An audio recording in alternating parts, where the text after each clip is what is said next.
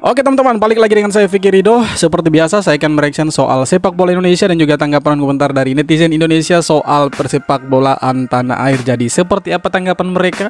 Mari kita simak sama-sama. Tapi sebelum itu jangan lupa untuk like, comment, dan subscribe. Dan jangan lupa juga untuk nyalakan lonceng notifikasinya, karena di channel ini saya banyak membahas soal sepak bola. Let's go!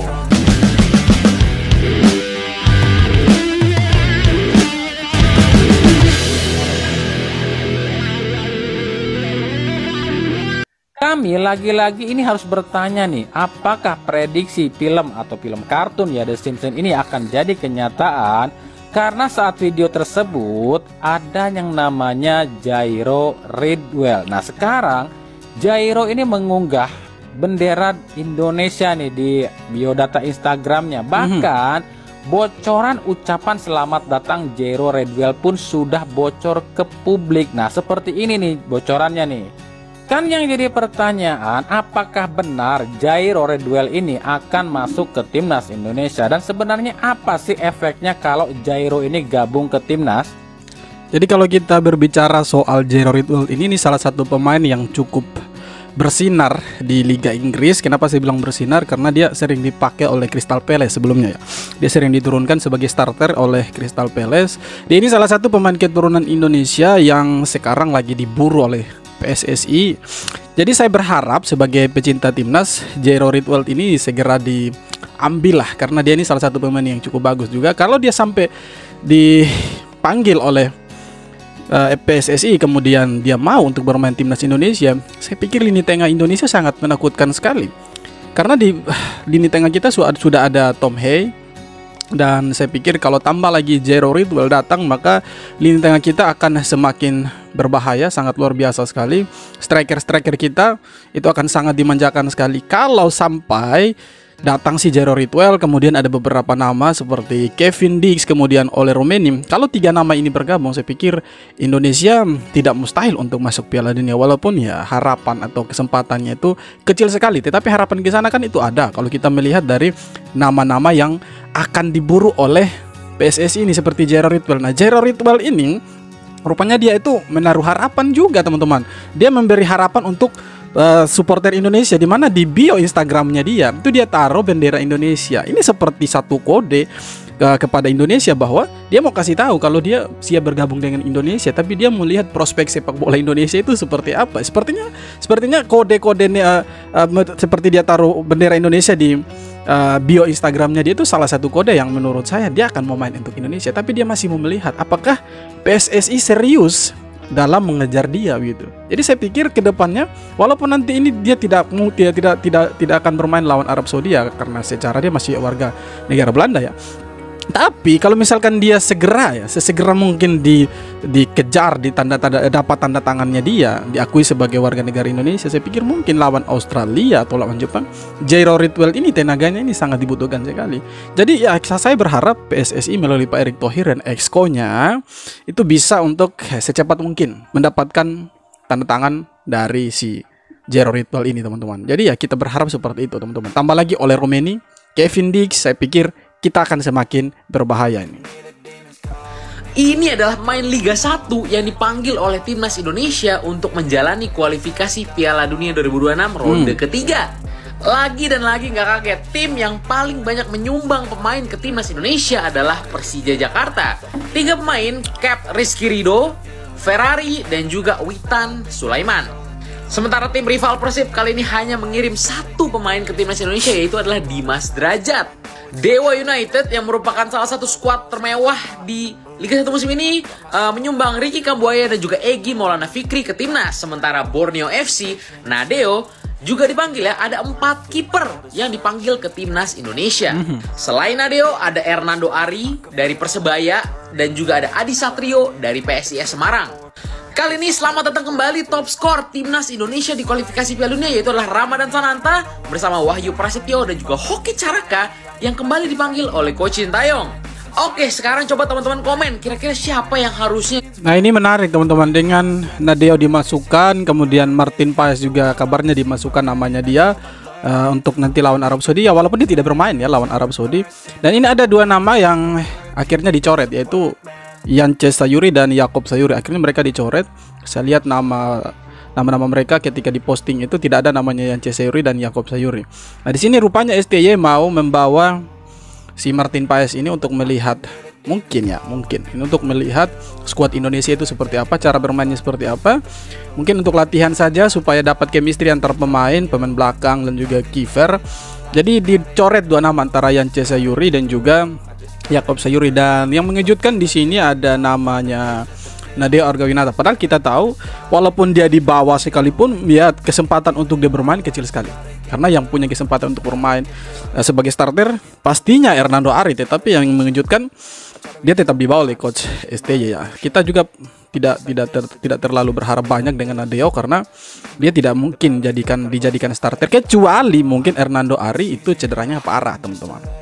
Jairo Ridulwald bikin heboh lagi guys. Sebelum gue lanjut, buat yang masih ada tanda tambahnya, dipencet, di followin gue, sikat. Ya, beberapa hari ini Jairo Ridulwald rame dibicarain gara-gara dia update bionya menggunakan bendera Indonesia tuh di atas tuh ya. Terus yang terbaru adalah nih, akun Instagram Football Indonesia, akun fanpage Timnas Indonesia yang lumayan sering ngeberitain soal pemain-pemain abroad yang akan dinaturalisasi atau berita-berita tentang pemain Indonesia yang bermain di luar negeri. Baru aja dia posting DM-nya dengan Jairo Ridulwald. Ya konfirmasi nggak ada masalah, tapi untuk prosesnya bagaimana kita harus sabar menunggu guys. Ya ini adalah baru rumor, kita belum mendapatkan informasi yang valid dari PSSI. Jadi kita tunggu aja, kita cuma bisa ngedoain aja guys. Semoga Jairo Ridulwald benar-benar segera diproses naturalisasinya untuk menjadi WNI. Saya pikir semua warga negara Indonesia yang suka dengan sepak bola kita Indonesia itu menginginkan Jairo Ridulwald ini. Supaya juga bisa membela timnas Garuda. Karena kita butuh banget nih posisi nomor 6 di timnas Indonesia. Karena sebagai informasi, Jairo ini posisinya gelandang bertahan. Ya, betul. Dimana kita belum ada gelandang bertahan murni sekarang. Kita punya Ivar Jenner dan Nathan Cho yang posisi aslinya bukan gelandang bertahan. Betul. Jadi apapun itu, meskipun baru rumor, kita doain aja yang terbaik untuk proses naturalisasi dari Jairo Ridulwald. Ya, semoga Jairo Ridulwald cepat dipanggil ya. Semoga dia juga mau untuk membela timnas Indonesia. Tapi saya pikir dia mau lah. Ya, yang sekarang ini tergantung dari PSSI-nya mau serius tidak untuk mendatangkan si Jairo Ridulwald ini, mengejar Jairo Ridulwald. Kalau Indonesia atau dalam hal ini PSSI serius untuk mengejar Jairo Ridulwald, tidak menutup kemungkinan lawan Jepang atau Australia nanti Jairo Ridulwald bisa jadi warga negara Indonesia dan mungkin bisa bermain, teman-teman. Wah, gila. Ternyata ini nih yang bikin lama keluar Garuda Calling. Ngeditnya panjang ya. Bang editor ya, naikin gaji Bang editor ya. Ini zaman-zaman timnas Indonesia OTW lolos ke ronde ketiga ini. Bergabungnya Bang Jai, bergabungnya Bang Ragnar, bergabungnya Bang... Ini kalau sampai Indonesia masuk Piala Dunia, saya pikir mungkin ini akan ada film untuk timnas Indonesia nanti. Federasi Sepak Bola Arab Saudi memberikan sebuah keputusan yang cukup menyejukkan buat timnas Indonesia, yaitu penjualan tiket ya. Federasi memutuskan untuk memberikan kuota bagi supporter timnas Indonesia dengan kuota yang cukup banyak ya. Plus harganya sangat-sangat terjangkau, yaitu 40.000 sampai 120.000 rupiah. Dan informasinya sekarang tiketnya sudah ludes dan bisa dikatakan nanti pertandingan lawan Arab Saudi itu kita seakan-akan bertanding di kandang kedua lah. Dan ini sebenarnya membuat Mancini itu marah-marah pada federasi karena mereka sudah tahu, Mancini ini sudah tahu bahwa supporter timnas Indonesia itu sangat militan dan mempunyai basis supporter yang terbanyak di dunia. Itu sudah juga dirasakan Jesus Casas yang kemarin itu kabarnya mewanti-wanti Mancini bagaimana rasanya menghadapi timnas Indonesia yang didukung supporter timnas yang cukup militan. Nah, ini kita lawan Arab Saudi ini cukup berat, teman-teman. Mungkin ya kalau bisa diprediksi mungkin Indonesia bisa imbang, tapi kalau menang saya rasa agak sulit karena pemain tengah mereka yang bermain di Al Hilal kalau tidak salah itu juga sangat luar biasa. Kemudian ada striker mereka nomor 9 itu yang menjadi top skor juga untuk Arab Saudi kemarin di ronde kedua itu. Jadi saya pikir ini akan sangat berbahaya. Tapi kita juga jangan pesimis karena kita punya pemain belakang yang luar biasa ini. Ada Jay Itzes yang sekarang dia mentas di Liga Italia di seri A ini teman-teman. Jadi saya pikir ya dia akan ketemu Jaitzes ini, striker nomor 9 Arab Saudi yang katanya itu sangat gacor sekali, dan memang dia gacor teman-teman. Dia bagus sekali itu, determinasinya tinggi sekali, kemudian insting dia dalam mencetak gol juga itu bagus sekali. Jadi di sini ada tantangan tersendiri untuk Jaitzes. Jadi kalau misalkan dia mungkin starter nanti strikernya Arab Saudi ini, saya pikir dia akan berhadapan dengan Jaitzes ini, dan Jaitzes mungkin akan tertantang. Tapi kita jangan pesimis lah. Saya berharap setidaknya imbang lawan Arab Saudi. Ya kalaupun menang, kita bisalah menang 1-0 nanti lawan Arab Saudi, teman-teman. Ini timnas kita udah mulai latihan nih hari ini. Persiapan mengobrak-ngabrik Arab Saudi sama Australia nih. Dimas Derajat, Rizky Ridho, aduh emang adem banget ya. Ferrari, nah Hoki Caraka, calon-calon gacor di bawah pelatih striker baru nih. Sananta juga nih ya. Semoga bisa gacor sama pelatih baru ya. Ini BTW jersey latihan timnas nih baru ya modelnya ya. Belum pernah nih kita lihat jersey latihan. Tapi kita belum lihat pemain-pemain diaspora nih datang untuk training center ini. Indonesia kalah karo Thailand. Kalah loro. Jancok. Tidak apa-apa bang, kalah lawan Thailand di pertandingan seperti ini tidak masalah. Intinya nanti kita bisa menang atau bermain bagus di kualifikasi. Ya, semua bisa dikalahkan kecuali Tuhan dan Thailand. Itu yang sering terngiang-ngiang di supporter Indonesia. Ya, kali ini terjadi lagi. Indonesia kalah secara mengejutkan 0-2 melawan Thailand, di mana pada laga kali ini Indonesia menyerang total pertahanan Thailand namun tetap kalah 0. Ya, di mana terjadi beberapa insiden setelah Thailand mampu mencetak 2 gol. Terjadi insiden terutama ketika gol kedua yang merupakan gol yang cukup aneh. Ya, ketika wasit menahan pemain Indonesia untuk mendapatkan bola, tidak diberhentikan permainan, malah dilanjutkan sehingga Indonesia kebobolan. Dan pada laga kali ini Thailand panas. Padahal mereka sudah unggul 2-0, tapi mereka yang panas. Apakah sekarang sudah terbalik? Dulu kita susah mengalahkan Thailand, sekarang Thailand yang kemanasan ketika. Iya, sekarang terbalik ini. Justru Thailand yang susah mengalahkan kita. Kurang lebih seminggu lagi ya pertandingan yang udah kita tunggu-tunggu ya, yang dicari-cari sama warga nih, yaitu adalah timnas senior Indonesia versus Saudi Arabia, asuhan Roberto Mancini. Ya, kita sebagai fans, gua pribadi ya sebagai fans Italia, tahu banget ini manusia ya, gimana cara style of play-nya dia gitu waktu nukangin Italia juara Euro 2021. Di sini gua bakal sedikit membahas ya timnas Arab yang bakal menjadi lawan kita di laga pertama ya.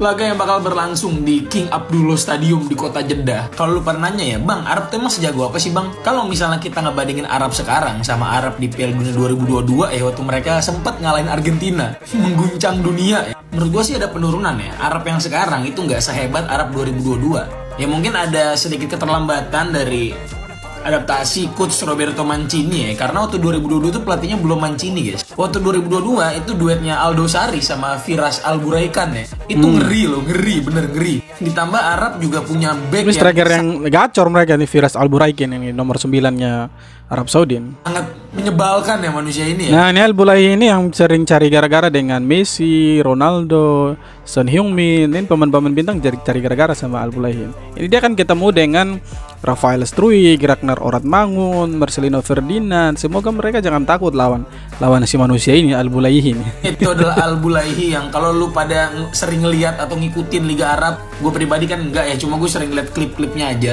Ini orang tuh batu banget dan sering banget mancing-mancing emosi ya. Untung Hubner akumulasi ya, kalau ketemu kartu merah fix dua-duanya ini gue yakin. Pukul-pukulan di Arab, pukul-pukulan. Dan kalau kita lihat dari trennya ya, kalau gue baca data ini, kurang lebih 14 pertandingan diasuh Roberto Mancini. Arab itu baru menang 6 kali ya. Jadi nggak spesial-spesial amat harusnya. Cuma tetap di match ini yang diunggulkan itu pasti Arab, pasti. Jadi gimana nih guys? Timnas kita yang lagi on fire, yang lagi bagus banget, ketemu Arab yang trennya lagi biasa aja sebenarnya. Kalian optimis ya nih untuk bisa memenangkan laga pertama di Jeddah ya? Kalau gue sih ya 51% mungkin gue optimis ya, kita bisa nahan imbang atau nyuri poin. Kalau menang kayaknya susah deh guys, kayaknya. Cuma balik lagi boleh. Tapi kembali lagi, kita juga jangan pesimis ya. Kita boleh memprediksi bahwa Indonesia mungkin imbang. Ya, kalau pun menang mungkin 1-0 atau kalah 1-0 saja.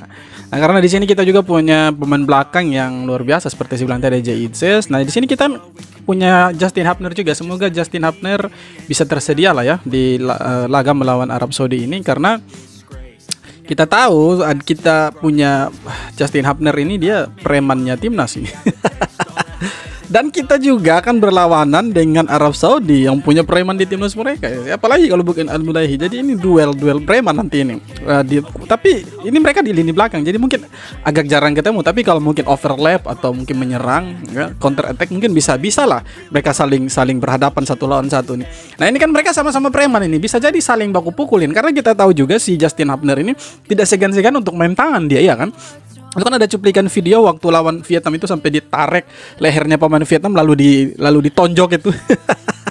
Kemudian kalau kita lihat juga si Al-Mulaihi ini kan sering dia menjadi komfor ini, sering memprovokasi pemain-pemain lawan. Yang paling viral itu kan waktu dia coba untuk memprovokasi Cristiano Ronaldo dan kemudian disiku. Kemudian Ronaldo dapat kartu merah. Nah itu yang paling viral teman-teman. Kalau kita lihat Al-Mulaihi ini, dia bagus, batu sih dia. Cuma dia ini punya satu, menurut saya, taktik yang menurut saya agak kurang ajar. Kenapa? Karena dia suka buat pemain lawan itu emosi. Dia ini hobi sekali memprovokasi gitu. Jadi saya harap nanti ketika lawan Arab Saudi, kalau Al-Mulaihi ini bermain, pemain Indonesia jangan sampai terprovokasi. Justru buat dia yang terprovokasi begitu. Jangan kita yang terprovokasi. Semoga lah teman-teman Indonesia jangan kalah mental lawan Arab Saudi. Saya pikir tidak mungkin lah kalah mental dengan mereka, dengan Arab Saudi, karena kalau kita lihat ya tidak bagus-bagus amat juga. Secara peringkat FIFA juga mungkin mereka di atasnya kita. Tetapi kalau kita lihat pemain mereka dengan pemain kita, wow, pemain kita juga banyak yang bermain di luar, men. Ya kan?